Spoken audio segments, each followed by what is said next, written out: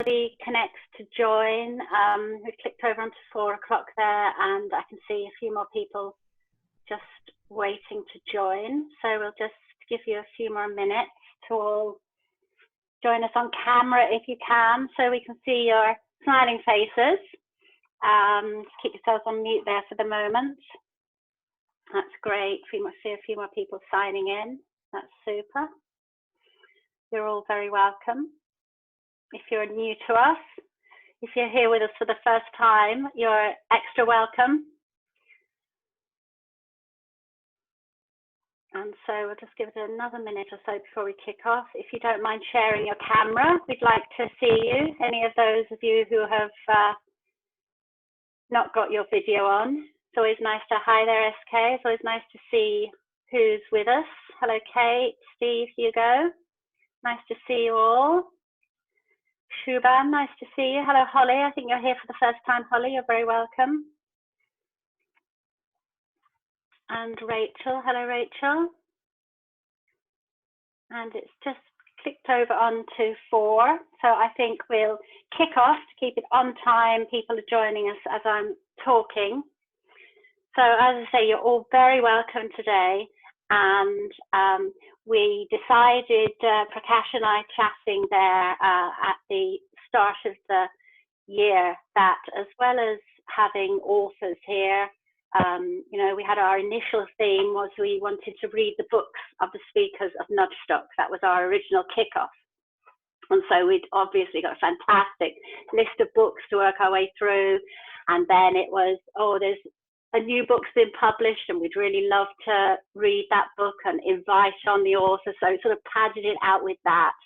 And then towards the end of last year, one of our members joined us and gave a talk, and we were like, yeah, that's really great way to go. And when we've got such a fantastic resource of members, things that you can offer us, we said, wouldn't it just be great to start bringing in members?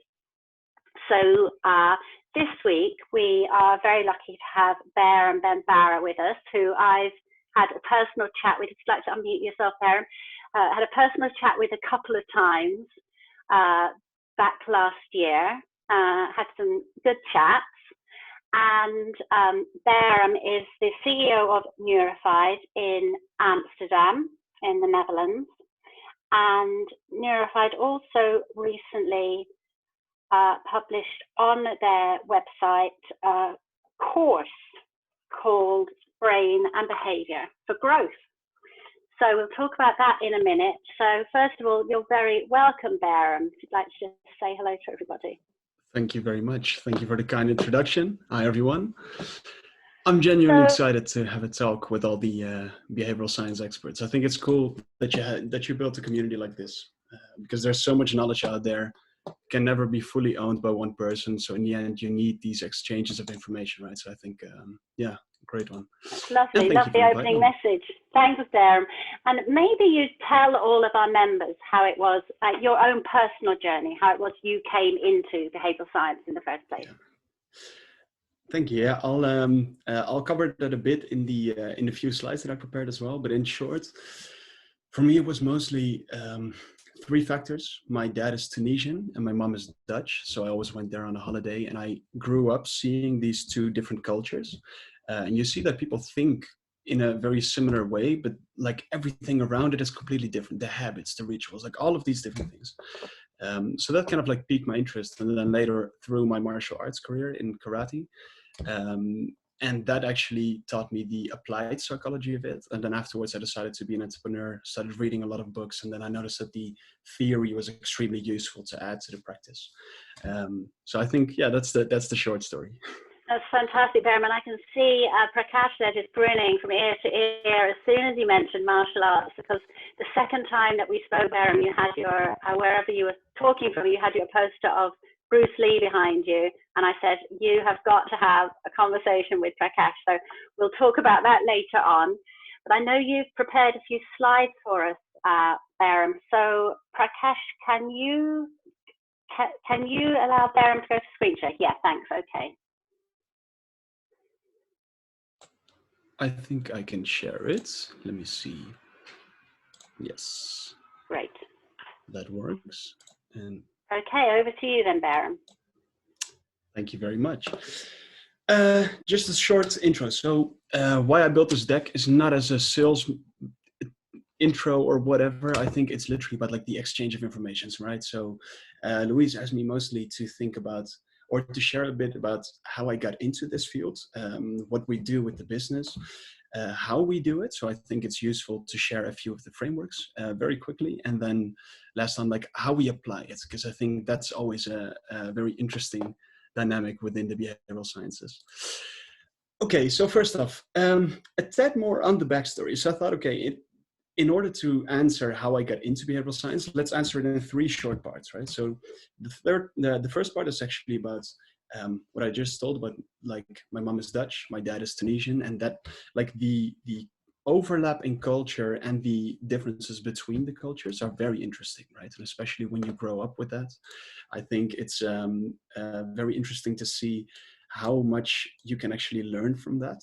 And how much it piques your curiosity. So my co-founder also has the same. He is half Dutch, half Bulgarian. And we think there is some kind of like pattern there because it triggers your thinking about these different cultures and the differences between people, right? And also the second part is like with karate. When I was about 15, 16 years old, I started teaching 6-year-old kids. And then the hour after it, 60-year-old men, right? Mostly men, also some women, but mostly men. And the interesting thing is when you're that young, but you're in the position of a teacher, and there are such diverse audiences, that's when you like a lot of things start to click about how different people respond to different things, right? Also in the learning process. And I think what was very useful in that second part is like, so why I started with martial arts, maybe short backstory. It's not because I thought it would be super cool. It was mostly because I was a relatively fearful kid. I was scared of a lot of different things. I just played the scenarios in my head and was like, okay, nope, roller coaster, better not. This scary presentation, no, let's not do it, right? And my dad, he's a black belt martial artist as well, and he told me like, okay, go do karate and you'll start to live the kind of life that you want to live, right? Didn't want to do it at first, ended up doing it. And then like through a few years where a lot of people think you need to have motivation first. I think it was just about the doing. And then when you see yourself get better, that actually reinforces your motivation and then you keep on going. And through some weird path that actually ended up in 7 years later, when I was 18, third at the World Championship. And before that, like second at the European Championship. And the thing that you learn through that journey is mostly like applied psychology on yourself, because it wasn't me fighting with the other person. For some people, that's the case. For me, most of the fight was actually happening internally, right? Being a bit feared of the things that will happen, being afraid that I will not live up to my potential, that you get hit hard. All of these different things are fears intertwined. So you need to find creative ways to make yourself less afraid of these kind of things, right?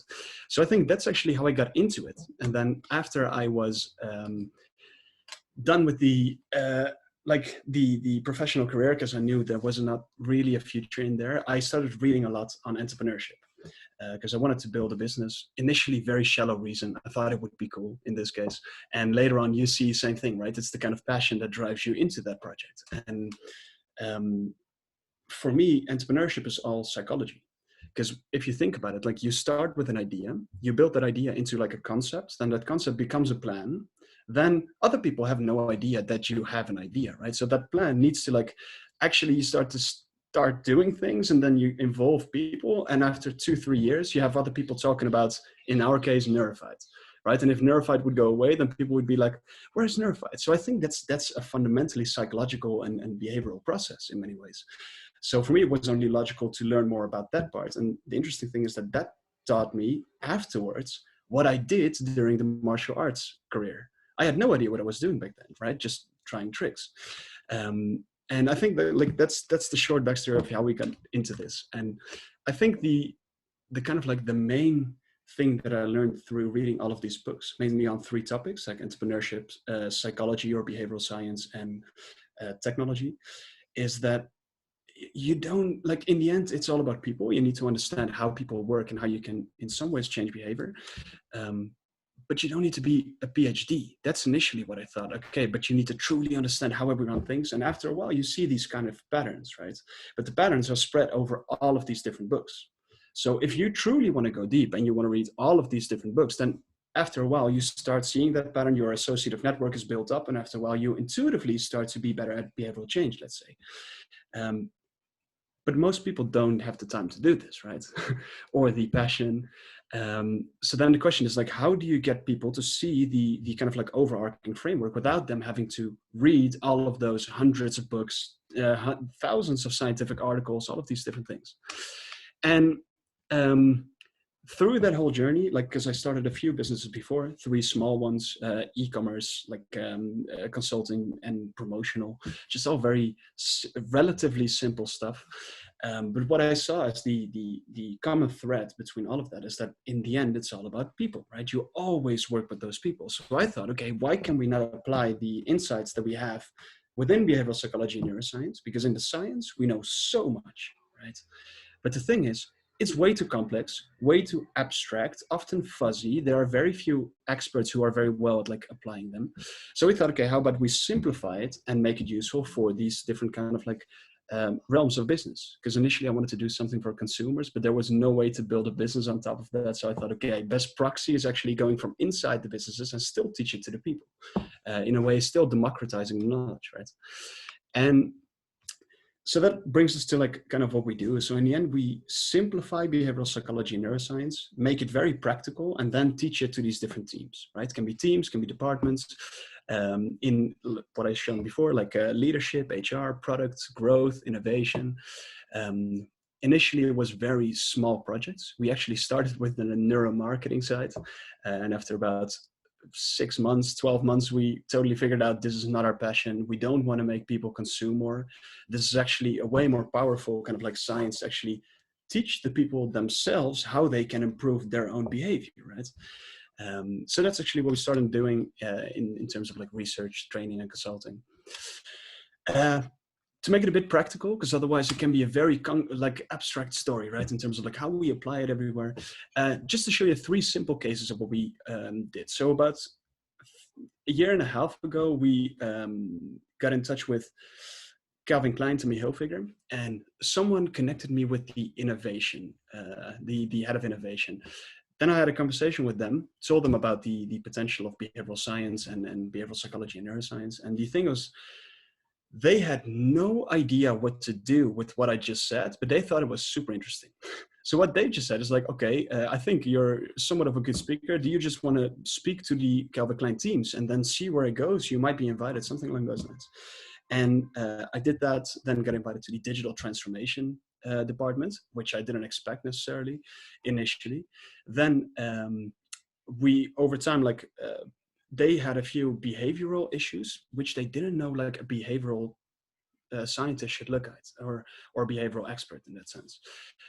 Often that's what you see in the business world, that they don't necessarily know that they're struggling with a behavioral challenge. They try to tackle it as a technical challenge, or they try to tackle it as a management challenge, but it's in the end behavioral, and like the operational people themselves and the managers and everyone needs to change their behavior in a way. So that's what we help them with in terms of like the digital strategy. Cannot go into too much details, but I do think the backstory might be interesting for you. Second part is for the Dutch Cancer Society, because I think in the end, this knowledge should be used for good mostly, right? And I, like in our case, we make a few trade-offs, because of course you need to do some conversion projects in order to build the business so you can actually use it for good. But I do think these are the kind of projects that make the most impact. And in this case, it's about the Dutch Cancer Society, and when they launch a TV commercial beforehand, they show us the entire kind of like user flow, customer journey from the TV commercial to the landing page, to the email setup, to the drip campaign that they'll get afterwards. And then we optimize the entire flow based on their target audience, based on some biases that are relevant there. And final one, on a totally different realm. So out of curiosity, I can see quite a bunch of you. Like, can you put up your hand if you know Neuro Leadership? Have you heard of Neuro Leadership before? Okay, very few people. That's interesting, right? So that's also one of those realms where these same insights from behavioral science and neuroscience, in a way, they're in many ways fundamental principles of human behavior, right? So you can apply them in all these different realms. Leadership, same thing. Leaders, what they do is like they make decisions, they try to empathize with people, they try to get the entire company moving with them. They, like, if you think about strategy, strategy is mostly a bunch of assumptions in terms of like how human behavior can change, right? So what if you bring this kind of knowledge to them in a way to like give them a more solid decision-making process, right? So that's what we focused on. Here we use some frameworks of Daniel Kahneman, for example, for the system 1, system 2, because there are a lot of biases that you can filter out. I'll get into that a bit more later on. Okay, so as to how we do it, I think before I mentioned brain and behavior, I think what might be useful here is this: we use 2 different methodologies. And they overlap and they integrate very well. So first of all is the brain and behavior, which is just like our encompassing term of behavioral neuroscience, cognitive psychology, and like all of these different realms, evolutionary psychobiology. Doesn't matter where the insights come, as long as they reveal something about how people think, decide, and act, right? And then the second part is more in terms of systems thinking, because most of the things in the world that are actually big, they are systems. You need to understand how those systems work and how those systems interact. And the people are very often nodes in the system. But people have their own rules, right? So people don't work according to the rules of systems thinking. They actually have biases and all of these kind of like shortcuts and all of these different preferences. So you need to like take both kind of like sciences in account. I think it's useful to at least think about the fact that there's those 2 different things. Very often systems thinking is actually part of psychology, like especially in the social psychology side. And the brain and behavior part, or psychology or whatever, is actually part of the systems thinking. I'm looking forward to any questions, because I can assume there will be some. To make this a bit more practical, right? When we talk about like systems thinking and brain and behavior, so 2 of the core principles of these are, within systems thinking is more about like changing processes and not just the people, right? So this is where, when you look at Daniel Kahneman and the cognitive biases and all of these different pitfalls and heuristics, when you listen to him in interviews, this man has seen a lot, right? Has worked in this all his life. And when the podcaster asks him, like, do you think people can change their biases? He's like, no, I don't think so. Because he's tried all his life and he's like, no, this is probably not going to happen. And systems thinking takes that into account, because the thing is, like, people on an individual level find it very hard to change their own entire mental landscape and their behavior, right? But if you build it into the processes, we just like change as a means of changing with those processes. And with brain and behavior, it's more about what I mentioned before as well. Especially in business, people tend to think a lot about the business models, right? Especially in leadership and strategy sides. And I think business models, like, don't get me wrong, they're key. And I'm an entrepreneur, so I'm aware of how much this is needed. If you don't focus on it, there will be no business. But it's way more about kind of like the mental models behind it, right? In terms of like, how do people think? That's actually where it all comes from. I can explain a bit more about systems thinking at some point, but I think that's not for now. Okay. I talked a bit before about how we apply behavioral psychology and neuroscience in these different realms, but then the question is, how can you make that a bit more practical, right? So we still want to have one framework which we apply in each one of those businesses. If we have to teach everyone how to think differently in each nuanced part of the business, then you will not have people that are overall better at understanding how people think, decide, and act. So we looked at some kind of like meta framework where we can fit most of the other frameworks into this framework. And that is the brain-centric approach, which you see here on the side. I don't know whether you can read everything. I don't think it's the details don't matter that much unless you truly study it. I think the key thing to know is here, like what you see a lot of people, organizations, teams do is they find some tactics, or they look at some other useful company, and then they find a thing that works for them, right? They find a hack.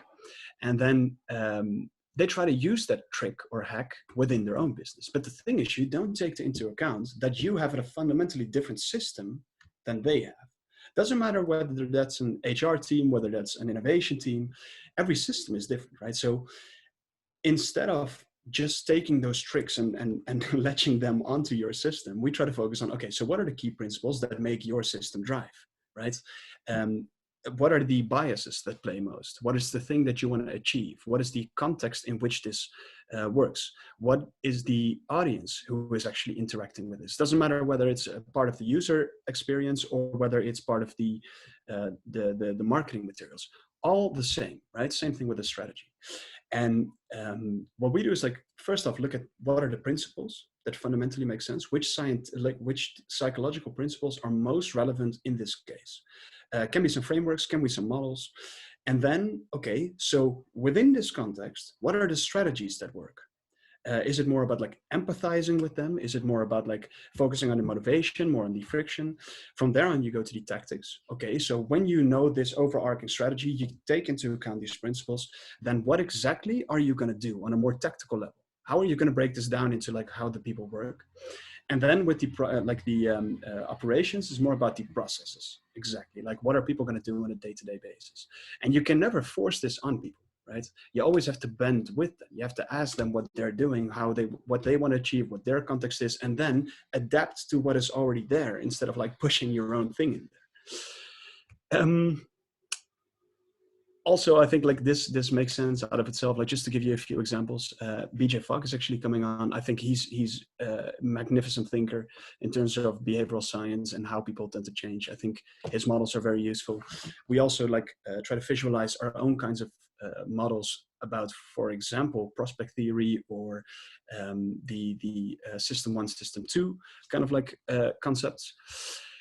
And finally, I think what we do a lot in the back end is, or the question that I've asked myself is like, okay, let's say later on that we have 1,000 people all over the world who want to apply this kind of thing. How can you make sure that everyone has the same knowledge base? Because that's nearly impossible, right? Like, not everyone can read the same books. Everyone will do it in a different sequence. And I think part of the solution here lies in databases. If you can structure it very well, and what we did is mostly focused on the cognitive biases and the mental models. And what we do is like, we have the cognitive biases in databases. We mostly use Airtable. And then we add all these different labels to them, right? So these biases, where do they apply most? Within the context of leadership. Where do they appear most in terms of like the user, like the customer journey? So finally, you can kind of make this concrete, and also you can have your entire team in the back end working with it, right? So what we have actually is like a research team in the back end who is continuously doing research, updating the databases, and the people on the front end, who are the consultants, can actually leverage that information that we just got, right? And I think this is a relatively complex and big database, but everyone can do this on a small scale with their own stuff, right? So that's for every one of you, and Airtable is actually a free tool, so feel free to check that out. Finally, and I'll keep this super short because I feel like this is already way too long. How do we apply this in this business? I thought I would give you a few more concrete examples, right? So within growth, can be more in terms of like, what do they want? What do they need? What exactly, how should you put your value proposition? Can be more in terms of like the conversion, user experience. How do you optimize your website? How do you make sure that people do or follow the call to action? Can also be way more in the customer relationship building kind of level, right? Where you empathize with them and all of those different things. So these are all things that you can or behavioral challenges that you can solve with essentially the same fundamental set of psychological principles and models. I think that's the key kind of insight. Within leadership, it's way more on the decision-making realm.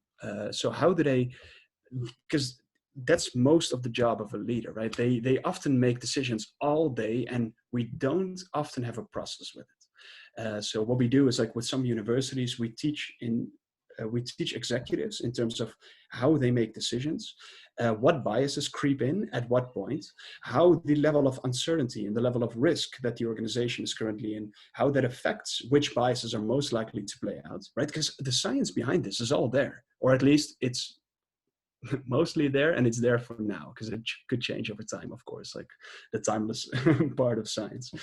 But also like in terms of like strategies, transformations, and systems thinking plays a very big role here.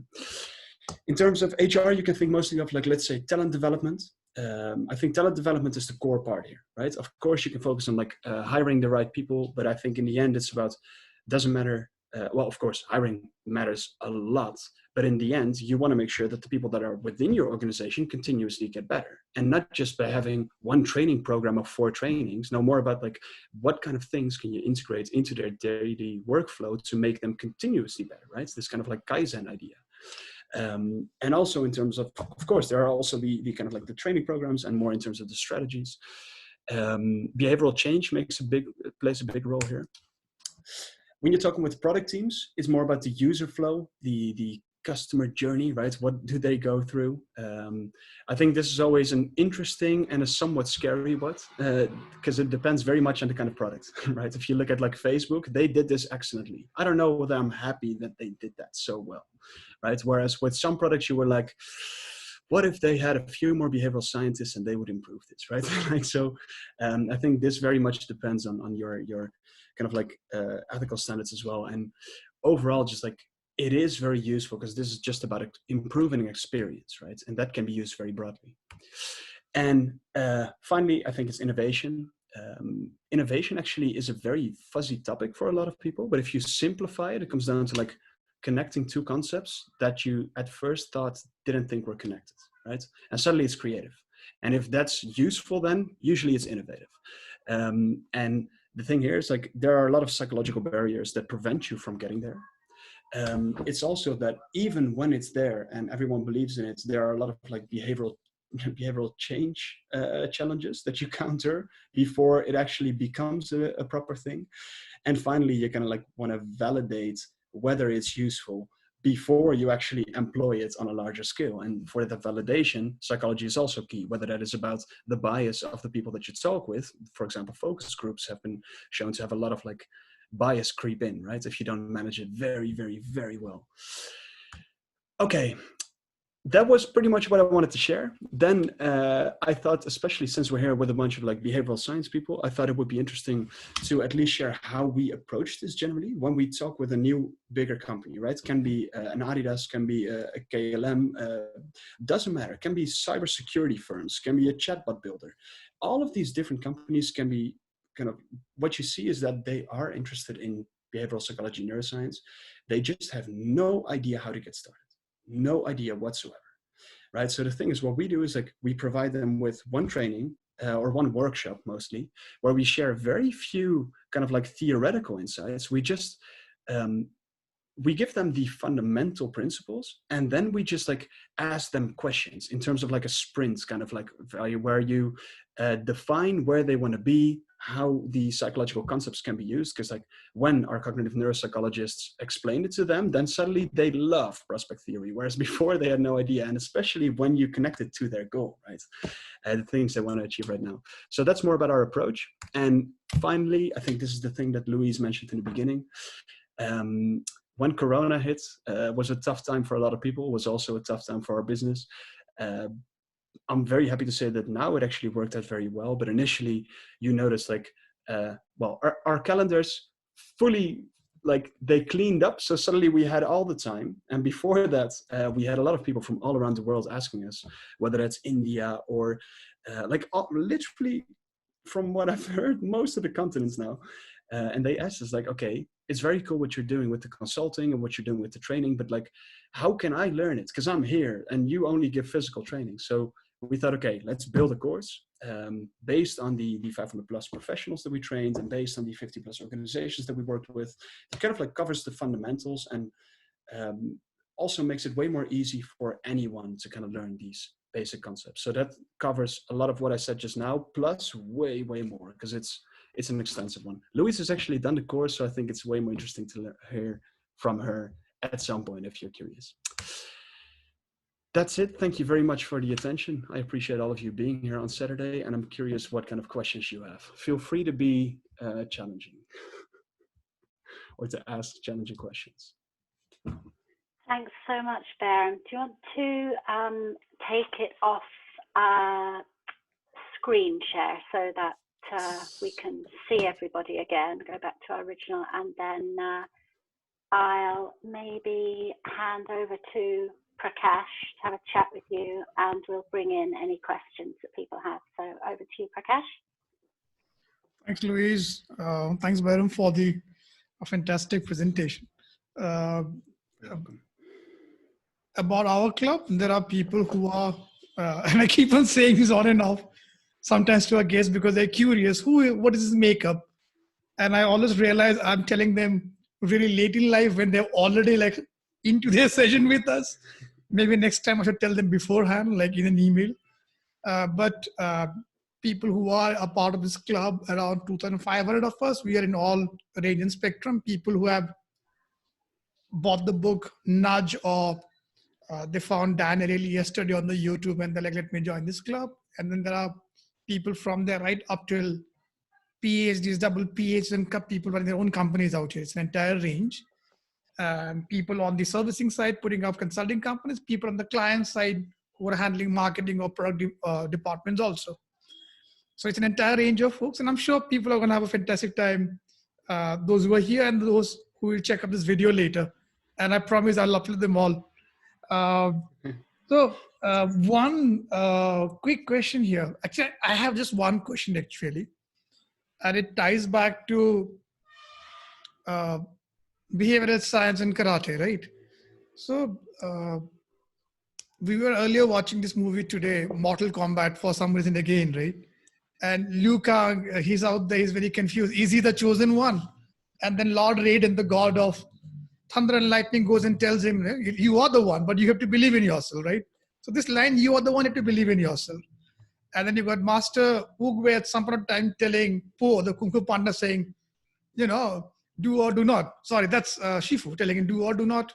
It's you. Okay, fine. More often than not, martial arts movies seem to have this theme of this one line, this moment, or one pose, right? In the Karate Kid is the crane pose, right? That is the game changer. And has it been your experience that many a times client companies or people who are reaching out to you for consulting are actually looking for that one line or the karate pose, as opposed to putting up those years and years of practice that you need to solidify your skills? You can't just use a crane pose. You need to do hours of wax on, wax off. What has been your experience out there, Beirem? And how do you get clients to understand, yes, you need your crane pose, but it's relevant and useful only when you have done those thousands of hours of crane pose? How do you handle that fine balance? Interesting question. I'm thinking whether, so I think yes. What you see very often in, let's say, a growth department, they want a higher ROI on whatever they're working on, right? It's as simple and as shallow as that. That's the kind of crane pose they want. Doesn't really matter what, and that's even the thing. They don't even want a crane pose. They just want a pose that helps them figure the thing out or solve the thing.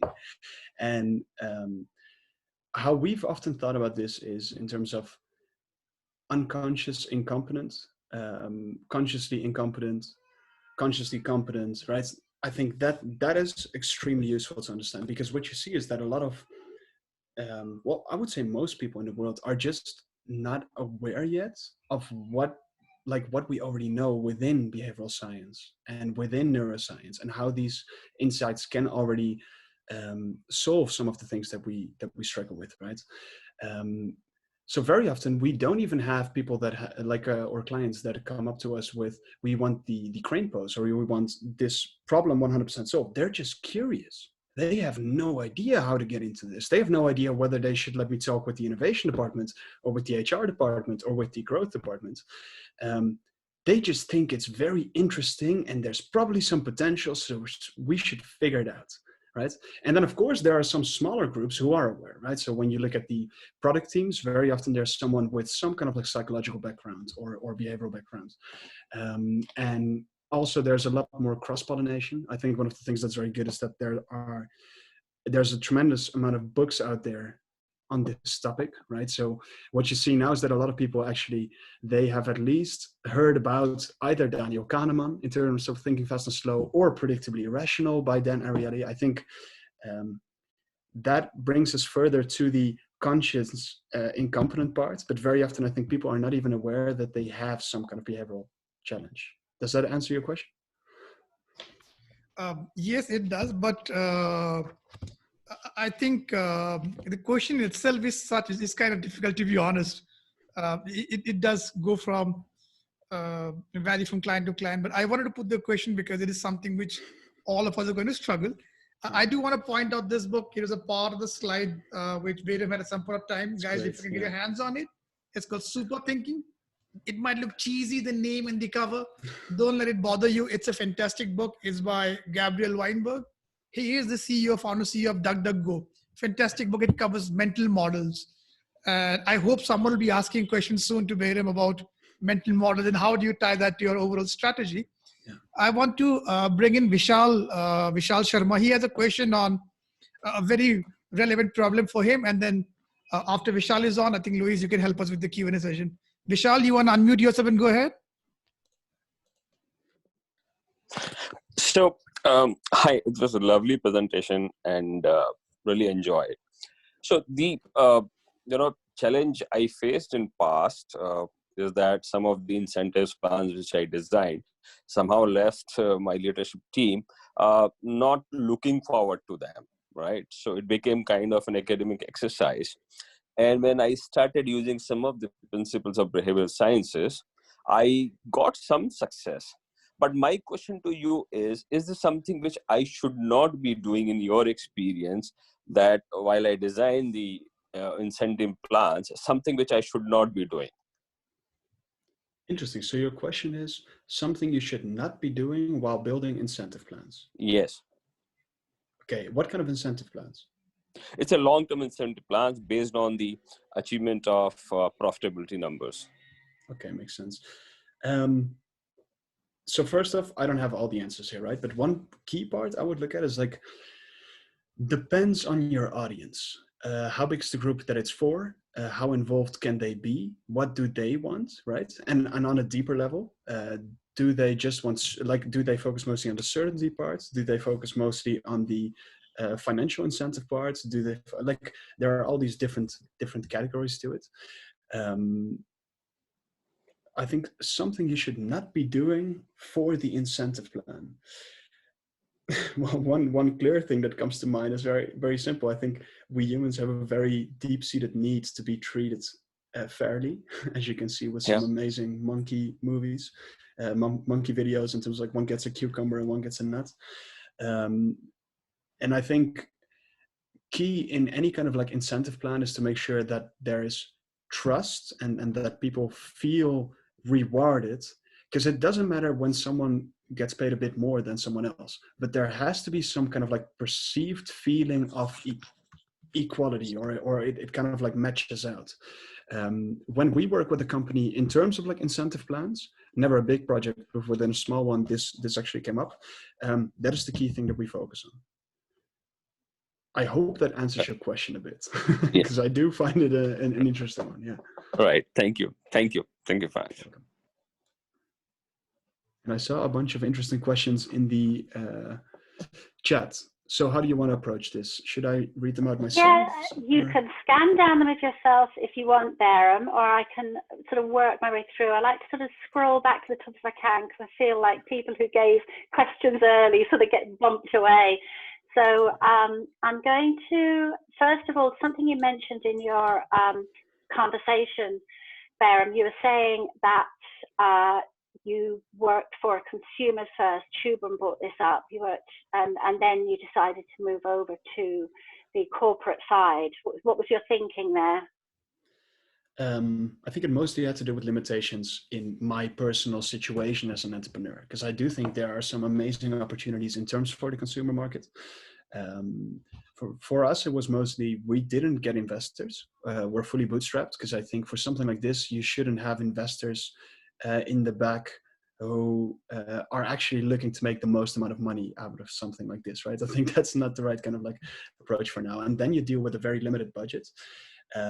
So this is mostly from a business perspective. Consumers, they generally have a lower budget. Then the question is like, okay, you need to get way more consumers. And then the thing is like, what can you build for them? So we are thinking about, for example, a consumer training on behavioral psychology and neuroscience, but then even then, so spread out throughout the entire population, right? So I do think in our case, it was very simple. If we would have started with building out a consumer product, it would have been very hard to actually build a proper business in a few years. Whereas I think if we did it the other way around, in this case, even sometimes taking a sidestep into something like neuromarketing, which we're not really a fan of, then you have a business, and then you actually have the budget so you can expand to the consumer side and democratize the knowledge further. So yeah, that's mostly how it worked out for us. Thanks, Beirem. And I think it's fair to say you've got a superb team behind you with Philip Jordanov and Lottie and Benjamin. Harmony, I don't know if you remember, you've put a couple of questions in there, Harmony. She's not listening to me. Oh, hello. Harmony, you were asking earlier on in terms of the methodologies, Scrum, Kanban. Would you like to direct that question to Beirem yourself, Harmony? Sure. Hi, thanks. Yeah, just interested in this sort of relatively new, I guess, because it's outside of the software development, becoming pretty popular, at least in terms of project management, and kind of interested in it because it seems to take kind of like almost a Zen-like approach.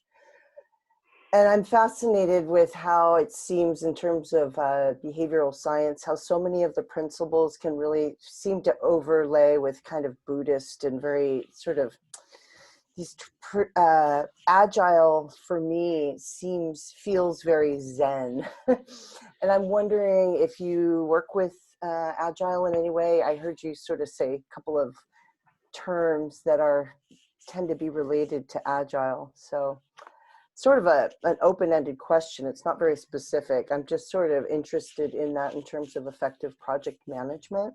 Yeah, good question. Very good question.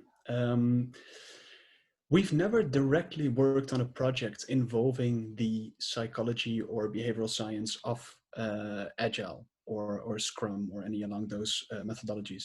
As an entrepreneur, I have worked, or at least I've read books on them, and I watch presentations on them, and I apply some of them. So I do have some knowledge. I'm not an expert in the topic. I do think what they do very well is that these kind of like methodologies, they align very well with, compared to the previous methodologies, with how human behavior instinctively works, right? So that's very often what I see. Also, initially I started reading a lot of business books, not necessarily psychology books.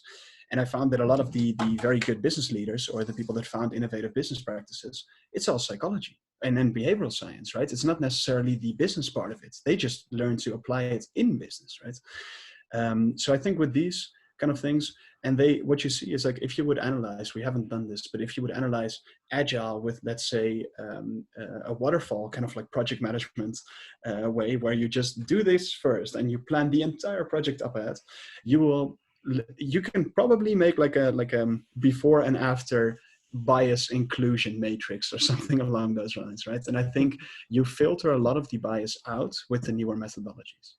And one final thing on this topic.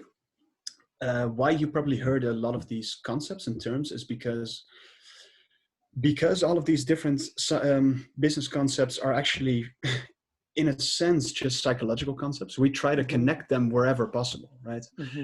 And you see that happening anyway in business, the cross-pollination of concepts and jargon and all of those different things. So yeah, like interesting question. I hadn't thought about this yet, but I do think it would be cool if someone made a before and after with the bias in each one of those methodologies. Thank you. Welcome. Thanks, Harmony. And I'll read your question for you, Joanne. It's just a quick one. Joanne Elwin's asking about, you mentioned about the charitable donations there, that you managed to increase. Can you elaborate on that a little bit? Yes, I can elaborate on it a bit. The only thing is I wasn't the lead consultant working on this project, so I don't know all the details. But what I can tell you is that it was mostly about like the attention, empathy, those kind of things. What we did here essentially is take a look at the entire user flow, right? So what you very often see is that when you're sitting with a marketing department, or they have their perspective is only part of the funnel, right? So they focus on the TV commercial, and they might be involved in the landing page that comes after. They weren't necessarily involved in the email drip campaign that might be after. Like, these might be different teams, and sometimes they're the same team. They just don't focus on each one of these realms as much. And what we did, I would say, on a strategy level, is literally integrate the entire flow. Make sure that it all works out and that it links logically to what they already have. Plus, on the conversion side, there's also a few just like relatively basic persuasion things that they just didn't apply yet. And I think this is not necessarily a demonstration of how well we know these. I think it's more of a demonstration of how much there is to do out in the market, right? Because this is the biggest Dutch anti-cancer association, and they like, now we have a constant contract with them, where they, before they launch any campaign, they come to us anyway, because they want to hear what the cognitive neuropsychologists think of it. And even when it doesn't help them increase the conversion, because like this was the first time, next time it's, or the previous, like the time after was slightly less. And of course, like, you're not gonna have these like kind of like hyperbolic things, but that's not the goal, right? It's also about like sharing information. And we see that they in some ways changed their way of working because of the insights that we shared with them. So I think that's the kind of like broader impact that you make anyway. Thanks so much, Beirem. Nuala, can you? Yeah, Nuala is there, super. Nuala, you wanted to ask Beirem a question about the famous 200. Can you direct the question, Nuala? Yeah, hi. It was really about the slide you put up about when you said you spoke to clients. Do you show them the 200 biases, or is that just part of your analysis? That was one half of the question. And the other half is really, how are you differentiating between a bias, which I think people would know what the bias is, and a mental model? So how are you defining mental models compared to biases, even though I know they're different? A strong question. So I see those as two fundamentally different things in terms of a mental model, how we view it, at least, because of course there's different terminologies as well. How we view it is just one systematic way of making sense of the world, or one element of the world, right? So different people have different mental models towards whether people are greedy or not, whether people are trustworthy or not. And you can apply this also to business. Like, people have a mental model. Like, when I say compounding, well, we have a bunch of different people. I'm quite sure that everyone is thinking of a slightly different concept, even though we're talking about the same thing, and we think we're all on the same page. So I think mental models is more about like how you view things, and biases. We had a very hard time figuring out what the exact difference was between heuristics and biases. I think that's a way more subtle and more complex thing, because, and how we ended up defining it, and I think that explains, that answers your question in the process. Whereas heuristics are more about systematic ways of reaching your goal with one very simple kind of like algorithm. The biases, it becomes a bias when it overextends, right? So you have these like shortcuts where you can do something with way less energy. Your brain can be way more energy saving mode, and you can still do it. So it doesn't cost as much computing power, all of those different things. That shortcut is very often just makes it efficient and makes it possible for you to function very well in life as we know it. But sometimes that overextends, right? And I think biases are those overextensions, whether you're talking about groupthink, where their bias creeps into the process when a bunch of different people start talking about it, or on an individual level where one person has loss aversion, for example, right? Or a sunk cost fallacy, or any of those different kind of like biases. Does that answer your question, or is there still a follow-up? Yeah, I suppose I do. Nice. 200 biases we can all name, well, we can't all name, but we can all look up and find 200 biases. And I get the mental model point. So, but if there are 50 people in this call, there are 50 different mental models, but there's still 200 biases, call it. So I'm just looking, so the slide said 200 biases and 200 mental models. So it's 200 biases and however many mental models there are that there are in the room. Isn't that right? This is very strong. Like, this is actually, you're pointing something out that we're working on right now in the back end with the research, because there is a bit of a confusion between two concepts of mental model. Because on the one hand, you have everyone's mental model of something. You can even have like 50 right now, for example, 50 mental models of that one bias, whereas the database of mental models that we have includes things like compounding, compression, and there's some overlap. Some biases are very useful mental models for people to know. With the mental models, it's a bit different. It's about giving people the fundamental building blocks to have an intuitively way better understanding of how we view the world and how things work. Whereas with biases, it's mostly on where it goes wrong, right? Or where it could potentially go wrong and how you can prevent that. Okay, thanks. Welcome. Thanks so much, Thanks for the Nuala. good I think we've question. got time for possibly one more question. Now, I'll just read out that Yashvardhan was saying, do you have any guides or resources to learn more about the behavioural insights you work on? So we'll come to that maybe at the end. And Jing, would you like to ask your question about marketing challenges? Yeah, so hi, and this is a great session, another great session, and I just want to express my admiration for somebody who have a great track record of setting up companies and being entrepreneurs. So it's really good to see somebody who is taking the passion into action, and especially it's around behavior science. So thank you. So I worked in marketing for years, so I developed this interest in behavior science as well. I want to ask you about what kind of marketing challenges you have come across from talking to clients or potential clients, just how you kind of helped them to overcome with behavior science. Very good and very broad question. Thank you for the words before that. How we split it up, part of it is just understanding people, right? And that's one recurring theme throughout all of these different things. Because I think within marketing, it helps more to kind of like think about the themes than about the specific challenges per se.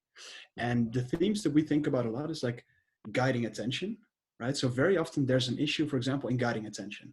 They have some ads and it doesn't attract attention, or they have a video commercial and at the moment of the joke, people are looking in a different way, right? Like you're not guiding attention. We also have like the perception part of it. So sometimes you want to change the perception of something. Can be your brand, can be your product, can be whatever, right? Within that perception, there's also a bunch of different challenges.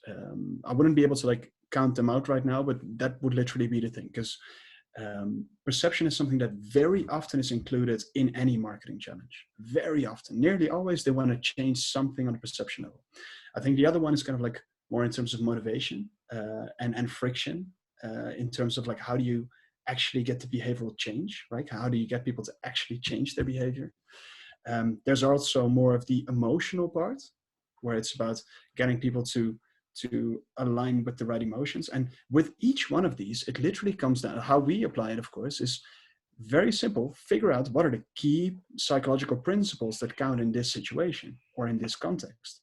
Are those what are the biases that are most relevant? What are the mental models that are most relevant? What exactly is the goal of this marketing department? Can be in copywriting, can be more in terms of like the visuals. And with that kind of like high level thinking on that topic and deconstructing the challenge into separate psychological themes, and then finding the theories or the frameworks that are valuable with those themes, that has proven to be very useful for us in terms of like tackling these very complex challenges. Whereas before I would be like, yeah, okay, but how are we sitting with a different department or a different team every time? We cannot be an expert in all of those. But since we have like the overarching framework, and I think that that potential is there for nearly everyone that works with psychology and behavioral science on a broad level, because all the concepts overlap, right? So you just need to figure out what the themes are and how they connect to reality as people know it. Thank you. Thanks so much, Jing. Welcome. Thank you. And thank you, Beirem. And it's really been a fantastic session. Thank you for being so generous with your time, Beirem. Great questions from everybody. Again, such a intelligent gang of people, and really covered such a lot with your presentation, Beirem. It's great to hear your entrepreneurship journey. And I love that you said that it doesn't matter where the insights come from. as long as they help, because it's absolutely right. You can be so broad. And I'll give everybody a good laugh, which I showed Beirem at the time when I did the course. This was like as if I was a 10-year-old.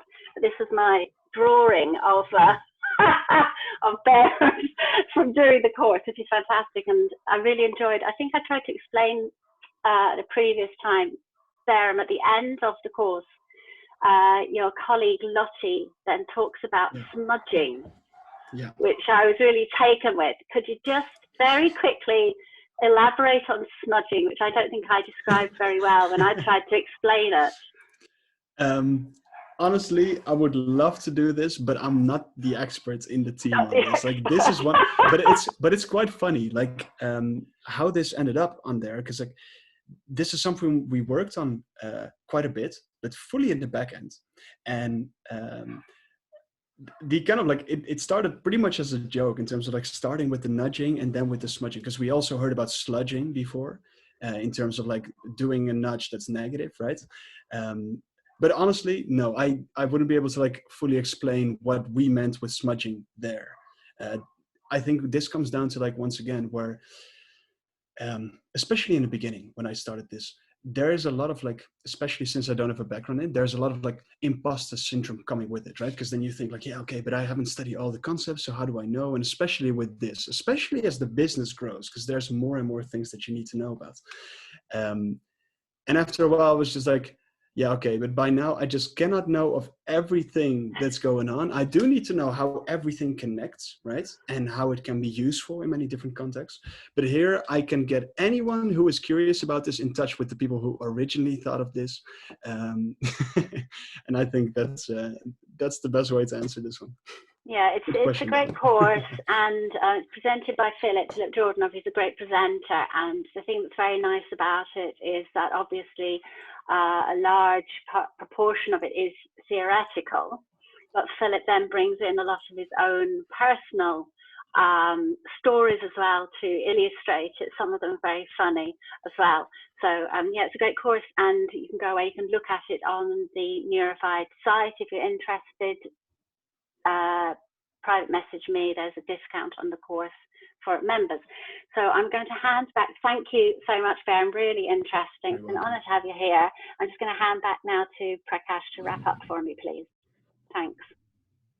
Thank you, everyone. Well, thank you, everyone. Saturdays are getting fun, and I hope the session was fun. This is a little different from what we usually have. We're talking about a business, we're talking about an entrepreneur and how they apply behavioral sciences when it comes to the work that they do, and how they made a certain decision to go down a certain route because they felt there was enough of consumption already happening. So there's also that for us to learn. And I think it'll help for us to kind of start adding mental models to our vocabulary. This session happened to be the one where we kind of touched it a lot. Not that the previous speakers did not talk about it, but this was where Beirem happened to speak about it a lot. So start adding it up. For people who don't know, discover it's a fantastic word. For people who already know, well, good for you. And I think we will say good night now. It's almost 10:30 in the night out here. All the best, Beirem. For people who want that code for the discount, Louise has got it. She will share it again in a post in a day or two. And stay safe. Put your mask on. The vaccine is there. It'll be fun soon. Good night. Thanks so much. Good night, everyone. And just really quickly before you go, to let you know that we've got Graham Newell joining us next week. You can look him up on YouTube. He's a fantastic presenter. And the whole session next week is going to be, or 45 minutes at least, a presentation, but it's going to be proper swanky. You'll be very impressed. We've got polls, we've got breakout rooms. He's a very professional presenter. So I'm very excited, and you'll come back then and think how rubbish our presenting is after you've been with Graham. So thanks so much everyone for joining us, and we'll see you again next week. Bye everyone. Thanks so much. Thanks so much, Barrah. Bye, Kathleen. Bye, Shubham.